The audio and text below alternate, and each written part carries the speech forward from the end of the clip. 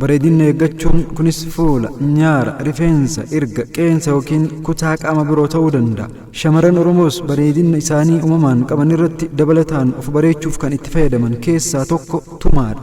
Tumaan kun Arsii Baalee biratti haxaroo jedhamuun beekama. Haxaroon harka caalu fuula irratti kan tumamu yoo ta'u, shamarran umriin isaanii heerumaaf ga'etu tumata. Kan tumatanis fedhii isaaniitiin.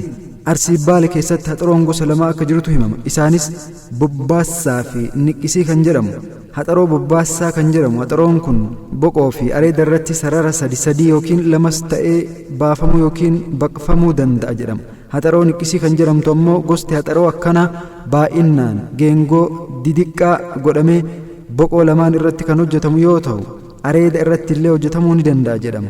Shamarreen haxaroo tumatte dargaggeeyyii biratti jaalala horatti jedhamee yaadama dur.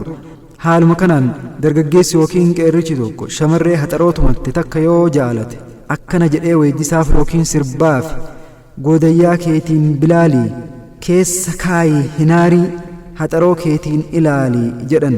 Yookiin immoo dargaggeessi yookiin qeerrichi shamarree haxaroo qabdu takka yoo hawate isaan waliin akka taphattu barbaade jechuu. Haxaroo kee bobbaassaa raftee jirtii dammaqsaa jedhee sirba yookiin weeddisa. Shamarreen haxaroo tumatte heerumuuf qophii akka taate agarsiisa jedhama. Kana jechuun shamarreen yookiin qeerrittiin heerumaaf qophii hin taanes tumachuu hin dandeettu jechuullee akka hin taane asirratti dubbatameera. Dubartoonni dahanis yookiin kanneen ilmoo godhatanis haxaroo yookiin tumaa tumachuu wanti daangessu akka hin jirre himama.